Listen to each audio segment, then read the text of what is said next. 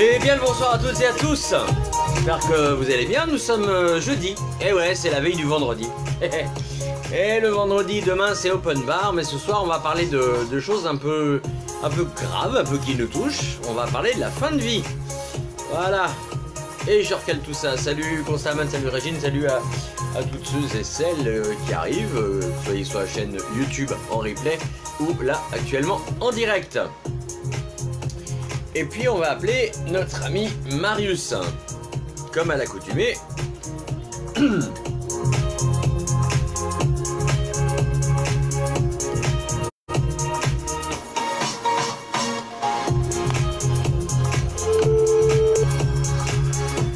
Et voilà.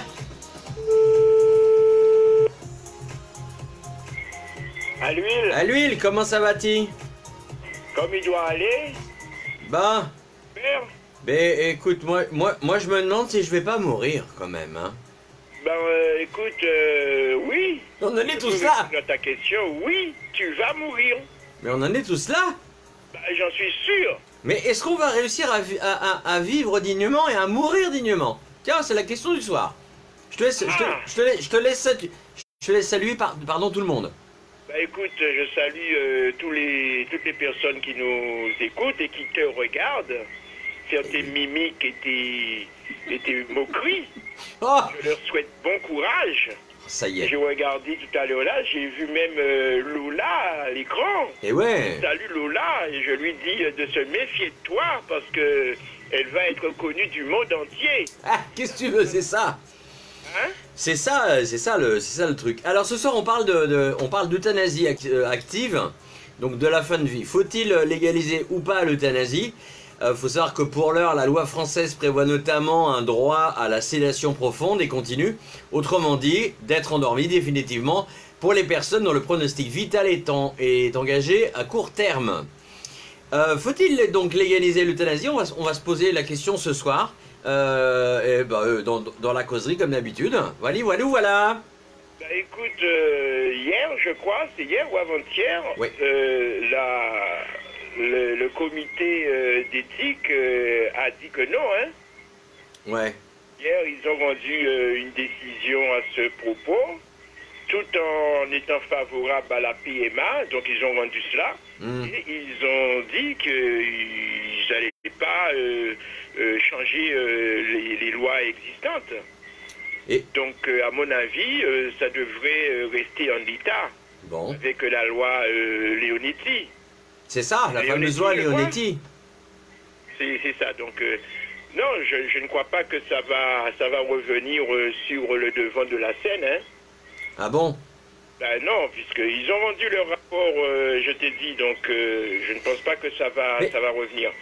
En sachant que moi les informations que j'ai eues, c'est qu'on est obligé d'aller en Suisse pour avoir une fin de vie, on va dire, possible, avec sédation.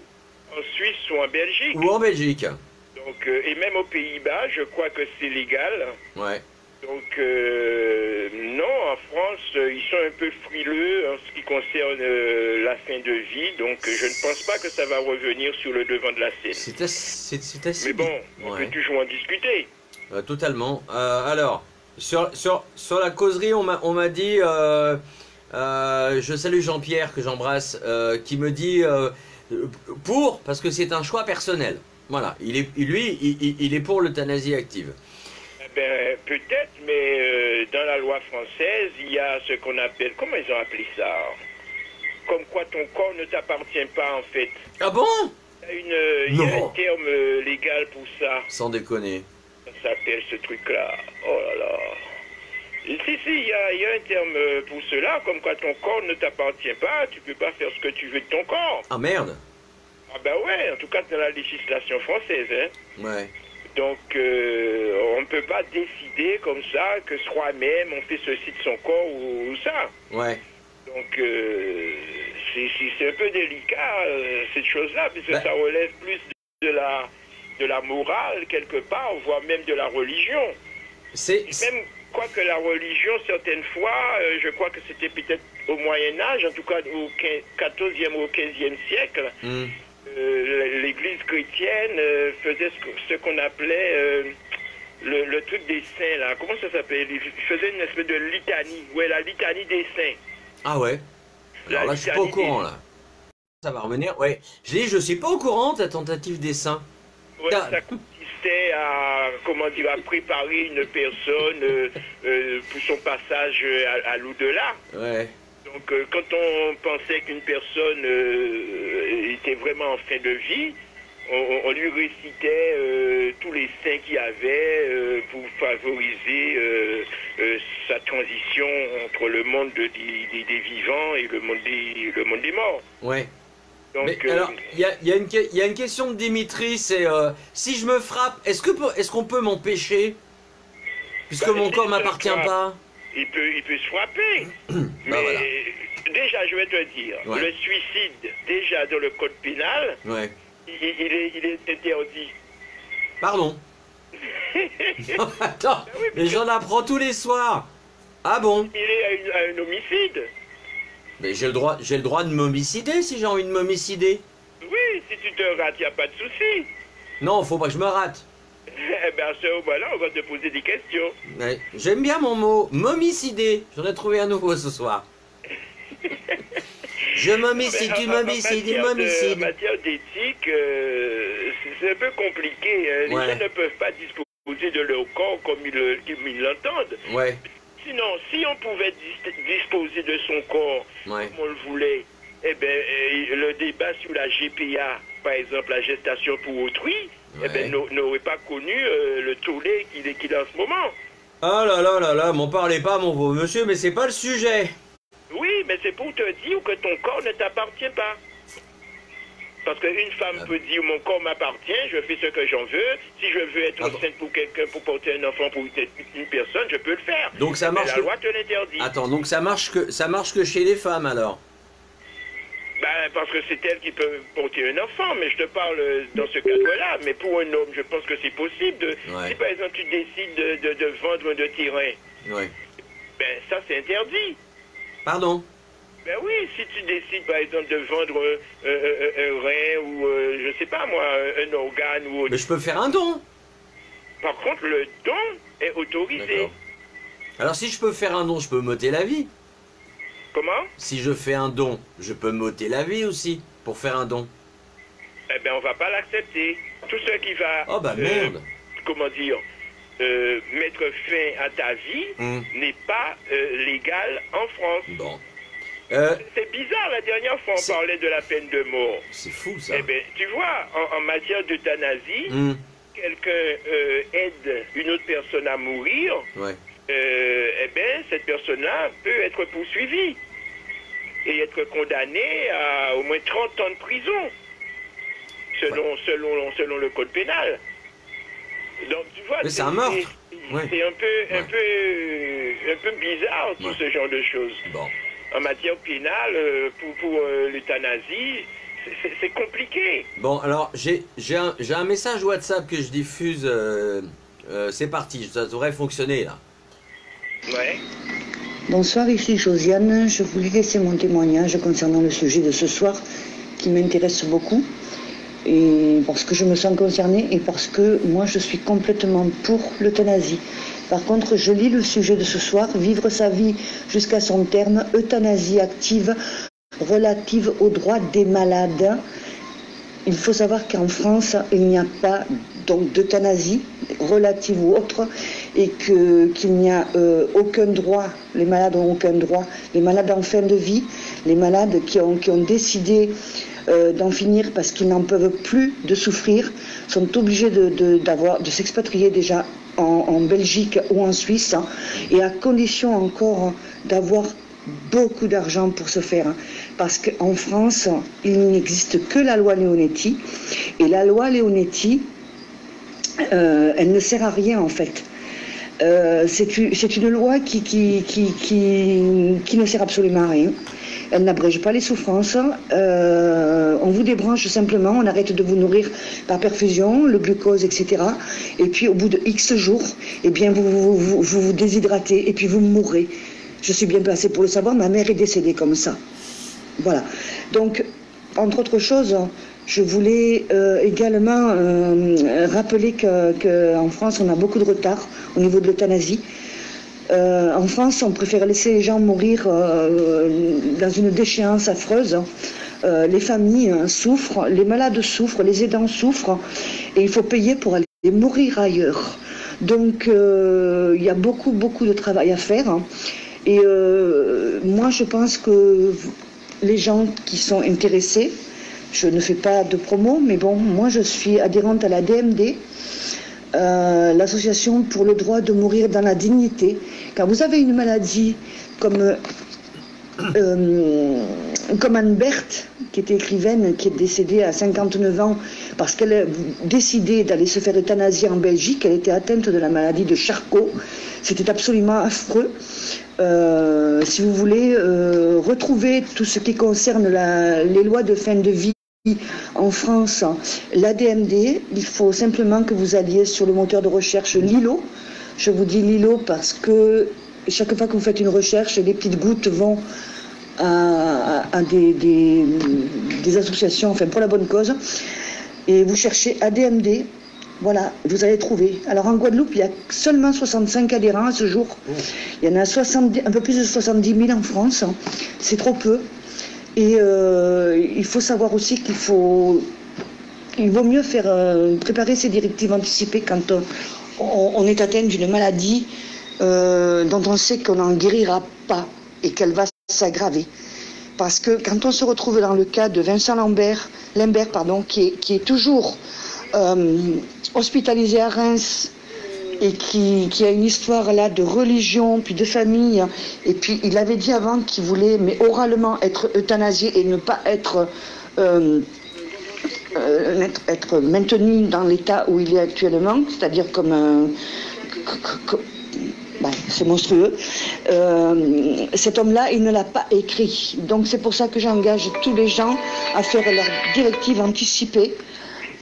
C'est gratuit, ça ne coûte rien. Et au moins, vous êtes à peu près sûr en le donnant à vos proches, vos enfants, votre famille ou vos proches amis, vous êtes à peu près sûr que le jour où vous ne serez plus capable de dire je ne veux pas qu'on me réanime ou je ne veux pas qu'on s'acharne sur moi, je ne veux pas d'acharnement thérapeutique, je veux être euthanasié parce que je ne pourrai pas guérir, je ne pourrai plus avoir une vie normale, donc je veux mourir, je veux une injection létale et je veux mourir dans la dignité. Voilà, c'était mon témoignage à moi et j'espère que je serai entendue. Merci, bonsoir à tous. Bah ma foi, merci Josiane, et on entend en plus qu'elle est très émue. La ADMD, bah tu vois, il y a 65 adhérents en Guadeloupe.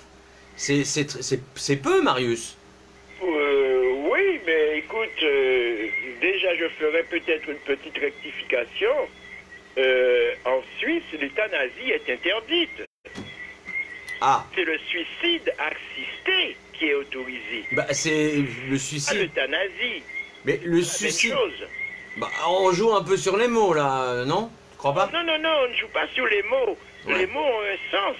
L'euthanasie est interdit en Suisse et le suicide assisté est autorisé.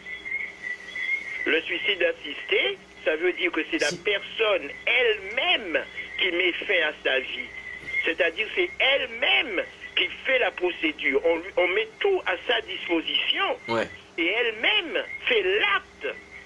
Ça, c'est un médecin qui... L'euthanasie, c'est une autre personne qui fait l'acte. C'est pas la même chose. Mais comment tu peux, par exemple, on parle de monsieur Limbert, comment veux-tu qu'il le fasse? Il n'est pas en état de le faire. Dans ce cas-là, on ne va pas parler de suicide assisté, on parlera d'euthanasie, parce que ce sera quelqu'un d'autre qui s'en chargera. Ben, de toutes les manières, les deux, c'est une fin... Dans ce cas-là, ça peut être soit active, c'est-à-dire qu'un médecin va faire l'acte, soit passif, ou c'est à ce moment-là, on va par exemple arrêter les soins, par exemple arrêter l'alimentation, arrêter l'hydratation, et dans ces cas-là, la personne va mourir comme ça. Tu vois, Marie nous dit, pourtant, on le fait pour les animaux. Alors là, absolument d'accord. Bon, Odile nous dit, si tu joues sur les mots, Marius, je suis bien placé pour le savoir. Ben, bon, Non, mais c'est vrai que, bon... Savoir quoi? Que je joue sur les mots? Bah apparemment, c'est... Bon, alors, attends. Moi, je parle de la légalité. Je ne parle pas de ce que le sens commun peut appréhender. On peut peut-être faire la confusion entre un suicide assisté et l'euthanasie, mais moi je dis que les mots ont un sens. Regarde, est-ce que tu crois que c'est une mort digne que d'arrêter l'alimentation et de déshydrater et du coup mourir? C'est pas à moi d'en juger. Bah moi je vous pose la question. Il y a un comité d'éthique en France, comme je t'ai dit, qui a rendu un avis défavorable pour l'euthanasie. Donc c'est pas à moi d'en juger. Mais ce qu'il faut bien savoir, c'est qu'une fois qu'ils ont décidé et que le gouvernement, par la voie législative, a pris une décision, eh bien c'est cette décision-là qui fait force de loi. Bon, on va mettre tout le monde d'accord. On parle bien d'une sédation profonde et continue. D'accord? Qu'elle soit faite par un médecin ou qu'elle soit par soi-même, de toute façon, avec des barbituriques, c'est ce qu'avait fait Marilyn Monroe, par exemple. Tiens. Bon, cette loi quand même, Leonetti, là, qui est de 2005, c'est quand même... pourquoi elle est controversée, en fait? Parce que les gens voudraient disposer de leur mort. Ben voilà, donc pourquoi on peut pas diffuser? Les gens voudraient disposer de leur mort comme ils disposent de leur vie. Alors que, comme je t'ai dit, il y a ce terme juridique qui s'appelle l'indisponibilité du corps. Ça veut dire que ton corps ne t'appartient pas. Et donc, à ce moment-là, c'est régi par la législation. Donc, on n'a pas vraiment de droit sur notre fin de vie. Ben, c'est ce que je suis en train de te dire. Bah oui, mais je sais pas, je trouve ça un peu lamentable. Enfin, après, ça reste mon avis. À chaque fois, comme tous les soirs, je le dis. Hein. On peut le déplorer ou l'approuver, mais c'est pas nous qui pouvons juger. S'ils mettent en place un comité d'éthique pour cela, composé de médecins, composé de je ne sais qui encore, pour pouvoir donner un avis, c'est qu'ils considèrent que ces personnes-là sont plus aptes à donner leur avis que particuliers. Tu vois, Dimitri nous... quelqu'un, il y a un exemple récemment où un enfant ou un adulte, je ne sais plus exactement, un jour avant qu'on ne le débranche, eh bien, il est sorti du coma. Tu vois, à 24 heures près, on l'aurait débranché. Parce que ça se passait où déjà? Est-ce que c'était aux États-Unis? Je crois bien que c'était aux États-Unis. Donc, c'est chaque pays qui a sa législation en la matière. Donc, le Canada, par exemple, autorise l'euthanasie. Tu vois, Josiane parlait de la maladie de Charcot. Eh ben, c'est une maladie dégénérative qui te fait avoir de très grandes souffrances, comme la dame, comme elle a dit, qui a été se faire aider à mourir en Belgique. Donc c'est une maladie à laquelle tu ne guéris pas, qui te fait pas mal souffrir. Cette personne-là, elle a fait une interview sur France Inter, je crois, une semaine avant d'aller en Belgique. Je ne sais pas si tu as entendu parler de ça. Bonsoir. Non, plus de ça. Bonsoir Michel. Michel nous dit bonsoir les morbides. Non, j'ai pas entendu parler de ça. Ben si. Ben, elle en a parlé là, tout à l'heure là. Ah oui, pardon, hein, parce que je suis en train de faire 36 000 choses comme d'habitude. On peut penser ce que l'on veut de ça. Euthanasie, ça veut dire quoi, euthanasie? C'est l'euthanasie active. C'est un mot grec qui veut dire la douce mort. Mais alors voilà, il y a attends, ça veut dire bien. Le préfixe e veut dire bien, et le suffixe thanasie qui veut dire mort. Il y a une réflexion et une question. Dimitri nous dit, cela nous ramène à une grande question. La loi dit ci ou ça, dois-je suivre la loi? Et Marie nous dit, que pense Marius de l'euthanasie pour les animaux? la proposée des lois, la prosopée des lois, la loi dit ici, où ça, dois-je suivre la loi? Il doit parler en grec, lui, hein, je ne comprends pas ce qu'il dit. Mais justement, c'est pour ça que je traduis en général, je lis pas tout. Donc cela nous ramène à une grande question. La loi d'ici dit ça. Est-ce que je dois suivre la loi? Ben, nul n'est censé ignorer la loi, en tout cas. Du moins, c'est ce qu'on dit. Est-ce que tout le monde doit suivre la loi ou effectuer la loi? C'est une autre question. La loi dit bien de ne pas voler, de ne pas tuer, de ne pas faire ceci ou cela, et pourtant on le fait. Mais pourtant, nul n'est censé ignorer cette loi. Et ça date pas de la République française, ça date de la République romaine. Parce que les lois étaient inscrites sur les murs des cités, comme ça étaient à la vue de tout le monde. Et donc tout le monde était censé connaître les lois. Exactement. Attends, parce que là, je suis désolé, mais j'ai du mal un peu à tout lire. Odile nous dit, quand tu es dans une grande souffrance... Attends. Concernant Marie qui pose la question, qu'est-ce que je pense pour l'euthanasie des animaux? Eh bien, justement, on parle d'euthanasie pour les animaux, pour ne pas confondre avec l'abattage des animaux. Parce que... Ou l'équarrissage, non? Quoi? Je dis ou l'équarrissage. L'équarrissage, c'est se débarrasser du corps. Ah pardon, c'est après, oui, bah tu vois... Et donc, on parle de la dignité, si tu veux, pour un animal de mourir. On parle d'euthanasie. Par exemple, un cheval qui se casse une patte, eh bien, on l'abat avec un coup de fusil ou un coup de pistolet ou je ne sais quoi. Non, Et par contre, ça, pour les chiens, par exemple, qui attaquent un enfant ou un truc comme ça, comme le chien qui avait mangé le visage d'une femme, tu te rappelles de cette histoire? On avait euthanasié le chien. Et la personne qui s'est fait attaquer en Guadeloupe par un Rottweiler aussi. Donc on voit bien pourquoi on fait les choses. Maintenant, on tue des animaux pour notre propre bien, c'est-à-dire pour les manger. Donc on parle d'euthanasie pour le bien de l'animal, enfin bien de l'animal, entre guillemets. Oui. On parle d'abattage pour notre propre bien à nous. Mais on en parlera d'ailleurs, certaines expressions qu'on utilise pour les animaux qui se rapportent à l'humain et vice versa. Quand tu es dans une grande souffrance, nous dit Odile, qu'il n'y a aucun traitement, que tu végètes.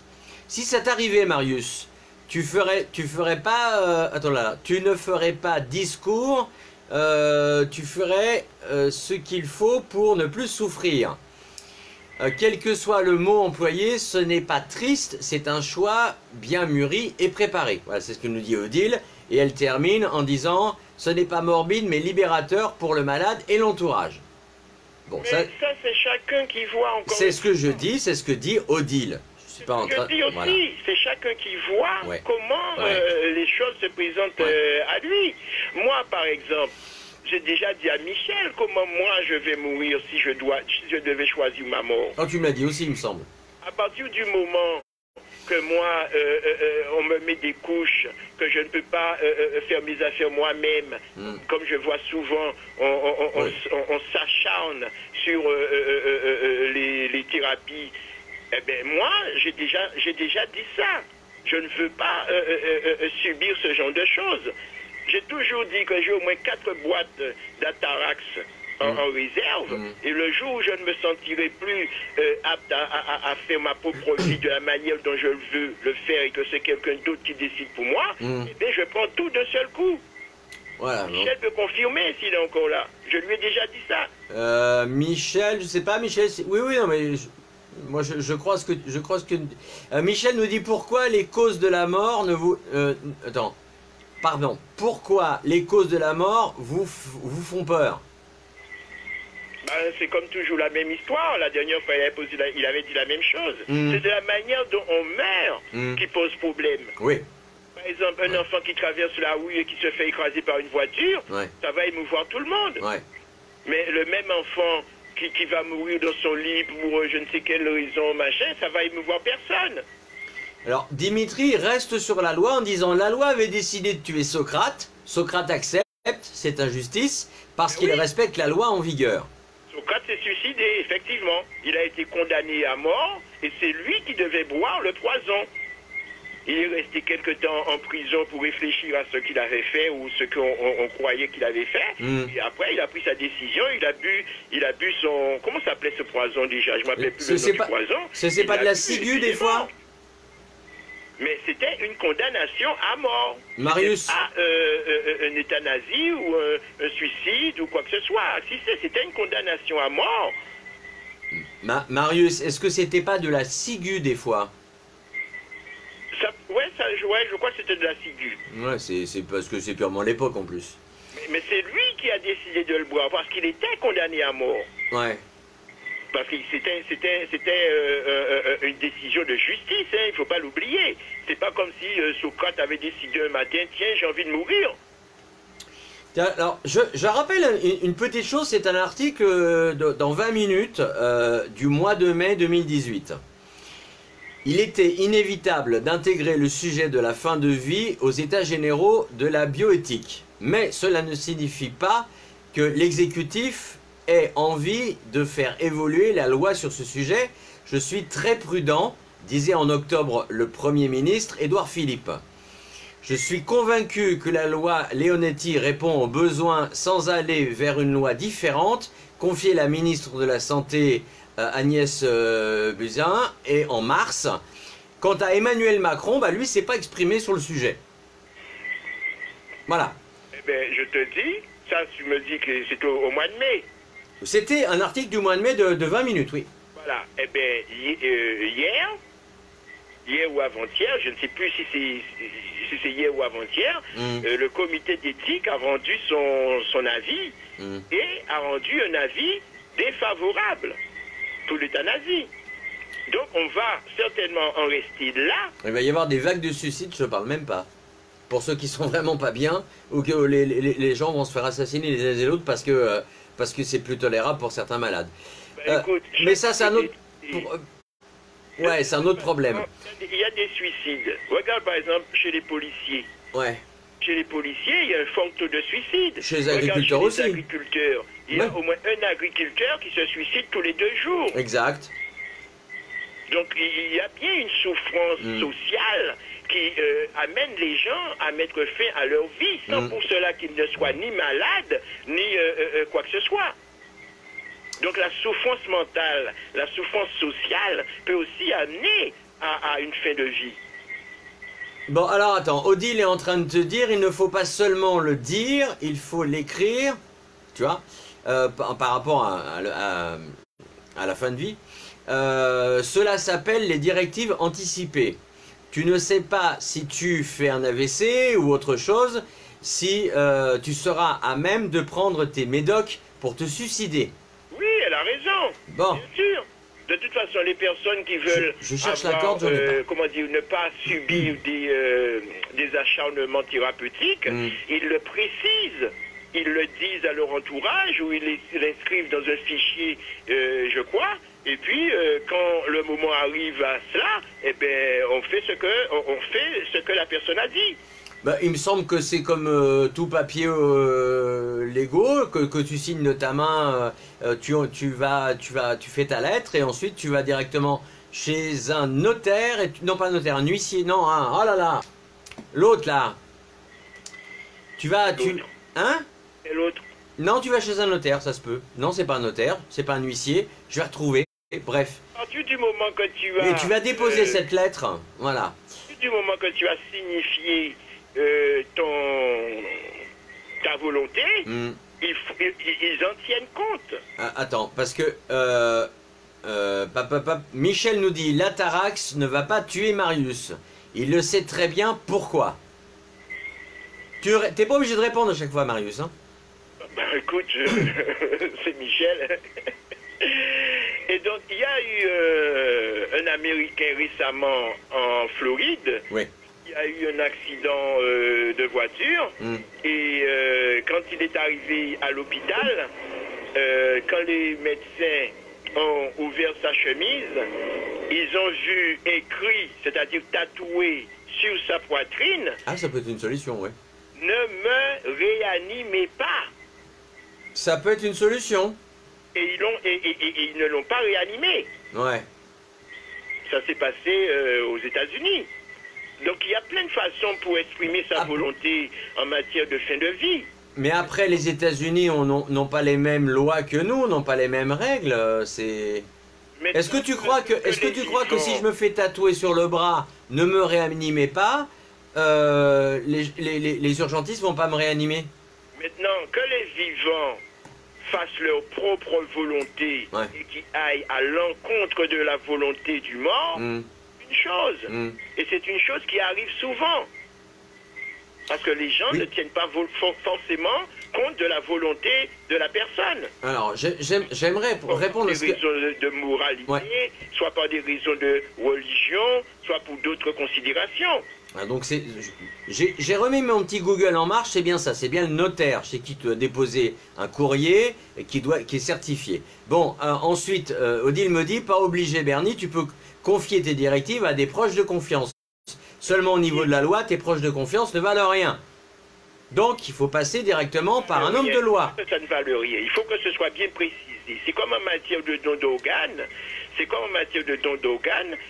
Avant le changement de la loi... Janvier 2017.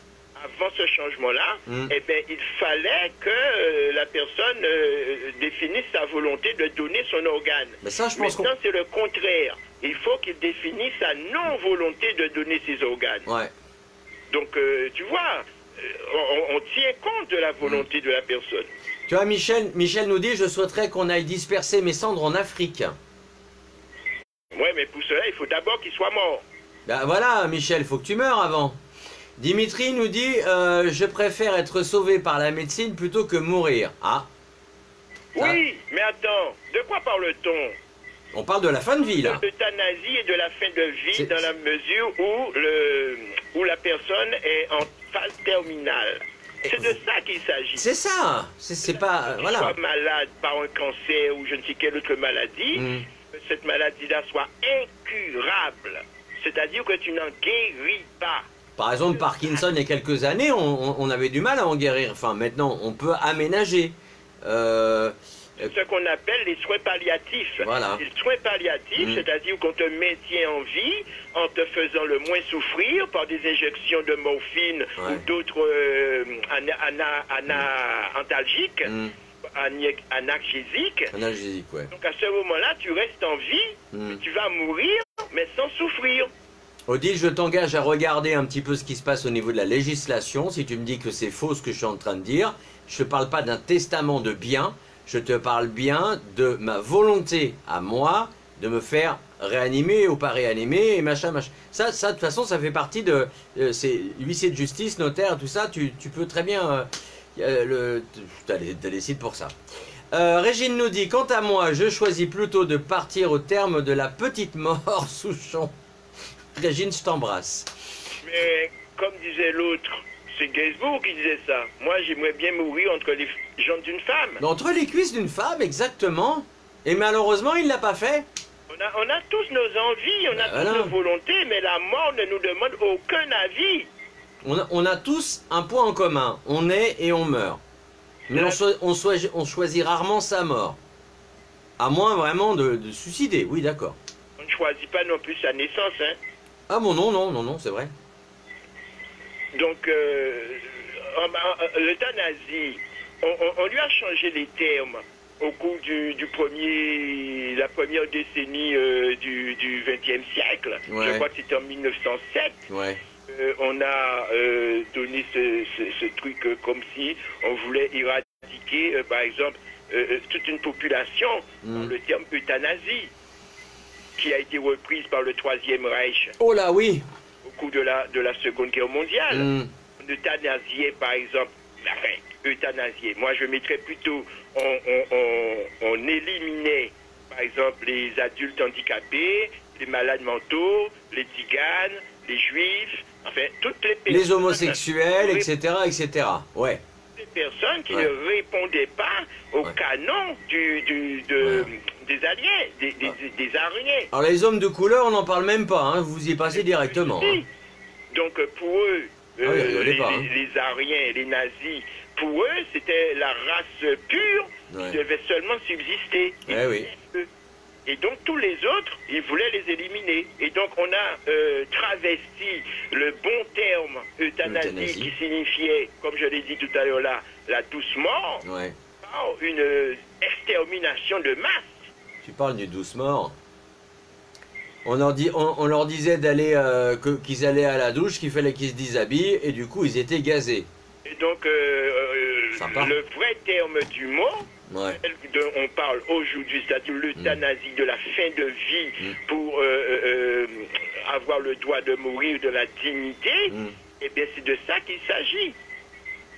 Ah oui, tiens, alors Michel nous dit, avant de mourir, tu peux te faire cryogéniser, en attendant que la science trouve la solution. Mais je crois qu'on n'arrive pas à décryogéniser la personne hein, jusque-là. Hein. Tu peux même le faire après la mort. Il y a un immeuble, je crois que c'est en Californie. Oui. Il y a plus d'une centaine de personnes qui sont congelées. Mais quand je dis congelées, c'est seulement leur tête. Mais ça coûte de l'argent aussi, hein. Ah oui. Parce qu'il faut quand même entretenir le matériel. Ah, je sais plus combien ça coûte à l'année, j'avais vu, c'était un truc de malade. Et donc, oui... Les 80 000 euros, je crois. Ouais. Chaque personne a sa vision des choses. Il y en a qui font confiance tellement à la science. Ouais. Et je ne leur reproche pas le fait, puisque moi aussi je fais confiance à la science. Et qui ont les moyens et qui se disent que, ok, maintenant j'ai telle maladie, la médecine ne peut rien pour moi en ce siècle-là, eh bien, je décide d'attendre le siècle prochain ou encore l'autre siècle. Et la seule façon pour eux d'attendre, c'est de se faire congeler. Mais tu imagines, ça ferait un petit peu comme Frankenstein avec les trucs, si on regarde juste la tête. Ben écoute, comme Marie Scheller, en 1820 et quelques, je ne me rappelle plus, a écrit cette histoire de Frankenstein, elle avait déjà mis le doigt sur ce que serait la médecine du 21e siècle. C'est fou la science-fiction, les hein. organes, les remplacements des membres, on le voit encore avec les deux bras de la personne à qui on a greffé deux bras il n'y a pas longtemps. On a greffé tout un visage à la femme qui s'était fait bouffer le visage par le chien dont j'ai parlé encore tout à l'heure là. Ouais. Donc Marie Scheller, c'était déjà une anticipatrice de la médecine d'aujourd'hui. Alors, de là à ce qu'on ranime des morts, eh ben, on en est presque là aussi, puisqu'il y a un médecin, en tout cas un chirurgien aux États-Unis, qui, pour faire certaines opérations chirurgicales, te tue. Il te tue, il te fait redescendre ta température, je crois, en dessous de 15 et quelques degrés. Et à ce moment-là, il a 20 à 30 minutes pour opérer. Et après, il te ressuscite. Donc il a besoin d'une mort. Il a besoin d'une mort clinique pour opérer et réussir à... Ok. Voilà. Eh bien, aujourd'hui, ils peuvent faire ça. Demain ou après, qu'est-ce qu'on en sait? Ben, on sait pas. De la progression de la science. On n'en sait encore rien. La dernière fois, je t'ai dit qu'il était impossible de penser à quelque chose qui n'existe pas. Et c'était hier, ça, il me semble. Hein? Et c'était hier. Voilà. Mais par contre, avec ce qui existe aujourd'hui, on peut faire des projections sur ce qui peut arriver. Ouais. Ce qui peut arriver. Et donc, c'est tout à fait clair que si on peut maintenir une personne morte pendant 20 à 30 minutes et le réanimer sans qu'il n'y ait aucune séquelle cérébrale ou autre, eh bien, on peut peut-être avec l'amélioration de ces techniques-là, on arrivera encore plus loin. Tu vois, je vais... Jésus, il a bien ressuscité Lazare. Qui c'est qui me dit, qui c'est qui peut me donner les moyens qu'il aurait employés? Tu veux une théorie folle ou pas? Ben, moi, je pense toujours que Jésus est un extraterrestre. Ah, bah voilà, tiens. Des techniques technologiques tellement avancées. C'est ça. Qui pouvaient soigner les handicapés, qui pouvaient soigner les aveugles, qui pouvaient ressusciter les morts et qui pouvaient marcher sur l'eau. C'est marrant que tu parles de religion parce que j'ai lu un petit peu à droite et à gauche. Je vois par rapport à l'euthanasie, qui est une question qui fait quand même appel aux convictions éthiques et religieuses de chacun. Mais souvent, ce sont des gens qui sont affiliés à la religion catholique, qui sont pour la fin de vie, alors que les autres, à la rigueur, ils s'interrogent et puis peut-être ils sont pour ou peut-être ils sont contre. Vous, ce soir, vous êtes pour ou vous êtes contre l'euthanasie? Pardon? Il y avait la litanie des saints. Et donc, dans la religion catholique chrétienne, eh bien, ce fait de la mort douce, de la mort de la dignité, c'est dans tout à fait leur lignée. Ah non, c'est ça là dont je parlais. Ok, j'étais encore... je veux du cuir. Michel nous dit pourquoi pas se faire cloner, tiens. Bonne idée. Mais tu sais, il y avait un médecin coréen, un certain docteur Roux, je crois. Ouais. Qui avait déjà tenté, ou qui disait qu'il avait déjà cloné un être humain. Raël aussi qui a fait ça. Hein? Raël le Raélien qui a dit qu'il avait fait le premier enfant cloné. Ouais, donc toutes ces choses-là sont 2014 je crois. Toutes ces choses-là sont déjà dans les laboratoires. Ouais. On y travaille, la science fait ce qu'il peut, Google y participe, en tout cas tous les GAFA, même le patron de Amazon, il finance les recherches dans ce sens-là, dans le cadre du transhumanisme. Et donc, on fait, enfin, moi je pense que le grand public ne sait pas vraiment ce qui se passe, ou plutôt ne s'intéresse pas vraiment à tout ce qui se passe. On prend les informations de manière générale, et puis on n'approfondit pas pour savoir jusqu'où vont les gens, entre ceux qu'ils nous disent et ceux qui ne nous disent pas. Ben, d'ailleurs, c'est bien, on vous dit tous les soirs que tout ce qu'on dit, c'est pas parole d'évangile, on a des informations, on fait marcher notre petite Google intérieure, et c'est à vous d'aller chercher plus loin. Ben voilà. Et Michel nous dit, bah oui, tout ce que l'on peut imaginer est réalisable. La preuve d'un livre de science-fiction, c'est devenu la réalité. Il y a un très beau documentaire d'Arte qui fait la chronologie entre tout ce qui s'est passé dans Star Trek et dans le téléfilm et tout ce qui a été réalisé depuis lors. T'as vu dans le truc d'Arte que je t'ai envoyé? Ouais, totalement. Avec Star Trek, la téléportation, on n'y est pas encore, mais on y travaille. Mais est-ce qu'il ne serait pas possible un jour de guérir, enfin, peut-être que ça arrange pas les lobbies des pharmaceutiques, mais de guérir toutes les maladies. Regarde, le fameux sida, là, le sida ou VIH, puisqu'après il y a voilà, pourquoi on n'arrive pas à trouver de médicaments? Tu dis pourquoi on n'arrive pas à... Mais non mais voilà, c'est un truc qui quand tu y penses un peu, d'accord? Toutes ces maladies... On n'arrive pas à trouver. Attends, quand tu y penses, toutes ces maladies-là, qui sont mortelles, comme le cancer, comme plein d'autres maladies, avec tous les progrès que la science fait, ne me dis pas que c'est pas possible de trouver une solution, puisqu'on est capable de même de téléporter des molécules de la Terre à l'espace et de l'espace à la Terre. Écoute, Bernie, tu sais, avant qu'ils ne découvrent par l'invention du microscope, l'invention du microscope a fait qu'on a pu voir le monde invisible, ou en tout cas le monde que pour nous, enfin pour l'homme à l'époque, était invisible. Rappelle-moi en quelle année? Oh, je sais plus. Mais en tout cas, c'est à cette époque-là où ils ont donné le nom de microbe à ces toutes petites bêtes qui nous rendent malades. Bah, c'était quoi en début le mot 1800 1800 petite vie, microbe, ouais. Dit petite vie, comme on ne voyait pas cette vie-là à l'œil nu, on ignorait son existence.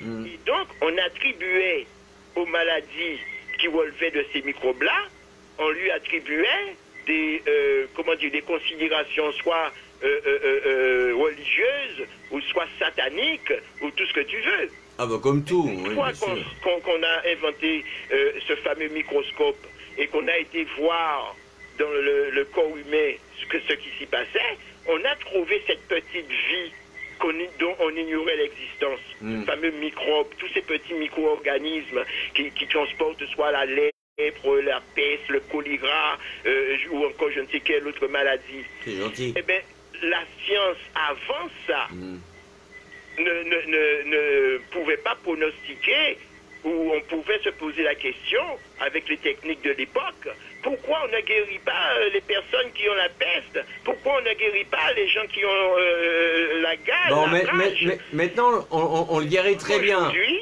avec les techniques qu'on a aujourd'hui, on peut se demander Pourquoi on ne guérit pas le sida? Mais le sida, alors justement... L'hépatite ceci, pourquoi on ne guérit pas ça ou ça? Mais on en parlera dans une autre émission. Non, mais c'est toute cette progression qu'il faut voir. Et cette progression-là, elle est linéaire. C'est pas par à coup que ça vient. C'est pas... Ça suit un fil. C'est une découverte qui entraîne une autre découverte, qui entraîne une autre découverte, et ainsi de suite. Moi, On en est au stade de l'ADN. L'ADN où on peut constater que certaines maladies qu'on croit, qu'on attribuait à l'œuvre de Dieu étaient justement une mutation génétique auquel on peut faire face aujourd'hui grâce à la thérapie génique. Bon, Marius, on en parlera une autre fois. Moi, je vais poser une dernière question. C'est la suivante. Pourquoi les Français sont si frileux par rapport justement au fait de l'euthanasie active, en sachant que tout pareil, partout en Europe, on peut partir dignement. C'est pareil pour la marijuana, c'est pareil pour plein de trucs. Moi, oui. Pourquoi les Français sont si frileux? Parce que, comme disait notre bien-aimé président, qui sera là demain, eh bien, c'est Gaulois réfractaire à tout changement. Même l'Allemagne, ou en tout cas les pays du Nord, qui ont été plus impliqués que d'autres dans la solution finale. Monsieur Macron, je vous salue. On attribue ou on réfère à l'euthanasie. Oui. Eh bien, eux, ils sont moins frileux. La France, peut-être, je ne sais pas, c'est un vieux peuple qui veut pas évoluer, on va dire. Ouais. Refusant tout changement. Ouais. La GPA, par exemple, est autorisée dans certains pays environnants. Mais voilà. Et la PMA aussi. Voilà. Bon, ils ont accepté maintenant, je crois, comment ça s'appelle, la congélation des gamètes. Ouais. Tu te rappelles, une fois, je t'avais dit qu'une journaliste avait avoué qu'elle avait été en Espagne se faire congeler des ovules pour une prochaine fécondation. Oui. Elle aura trouvé la personne avec qui elle voulait faire un enfant. J'ai oublié qui c'était. Hein? J'ai oublié qui c'était. Ouais, quel rapport entre l'ADN et la fin de vie, pose la question d'Odile. Eh bien, la fin de vie, c'est la vieillesse. Ouais. C'est des maladies liées à la vieillesse. Pas forcément, regarde. Humbert, il est pas vieux. Écoute, je te parle de la fin de vie. Bah nous on parle aussi de la fin de vie, on parle de l'euthanasie là. Généralement, c'est à la fin de ta vie quand tu as vécu. C'est pas, je parle pas d'un accident. Non, là on parle de la fin de vie, l'euthanasie et voilà. Mais je comprends bien. Ouais. Mais même dans ce cas-là, l'ADN a un rôle à jouer. Par exemple, dans le coma. Qu'est-ce qui permet le coma? Comment y remédier? L'état végétatif, le fait que tes neurones ne fonctionnent pas, eh bien c'est au niveau moléculaire qu'on va le trouver. Et donc, ça passe par l'ADN. Je sais plus qui m'a dit un jour, dans le coma, j'ai fait des rêves et j'ai vécu des choses. Oui, donc ça veut dire que le cerveau est toujours actif, même dans le coma. Actif. Je dis que pour y remédier, il faut qu'on aille au niveau moléculaire. D'accord. C'est-à-dire donc à l'infiniment petit. Au plus profond de l'être pour pouvoir le guérir. Oui, c'est vraiment l'infiniment petit. Le coma de Vincent Lambert ou les maladies dégénératives liées à la fin de la vie, comme je parle de la vieillesse à ce moment-là. Parce qu'on n'arrête pas d'allonger la durée de vie. Au début du siècle, la durée de vie, c'était aux alentours, la moyenne de la vie était aux alentours de 45 ans. En 1900, ouais. Aujourd'hui, un siècle plus tard, on est presque à 85. C'est-à-dire on a multiplié par 2 notre espérance de vie en un siècle. 85 en moyenne. Il faut savoir que nous, en Guadeloupe, il y a pas mal de centenaires quand ils sont pas bouffés par le chlordécone. Bon, ta conclusion, Marius? Ben écoute, la conclusion au sujet de l'euthanasie, hein, comme son nom veut bien le faire dire, une bonne petite mort tranquille. Moi, comme j'ai dit la dernière fois, je vis la nuit parce qu'on m'a dit que j'allais mourir un jour. Eh bien, si je pouvais mourir un jour pendant que je dors, ce serait formidable. Retiens la nuit. Bon, allez. Demain, alors demain c'est open bar comme tous les vendredis en fin de semaine. Donc tout ce qui vous a interpellé dans la semaine, dans les médias, dans les réseaux sociaux, etc. Rendez-vous demain 20h20. N'oubliez pas 20h20, c'est facile. 20H20. On vous embrasse. Salut. Bon ben, bye bye, salut.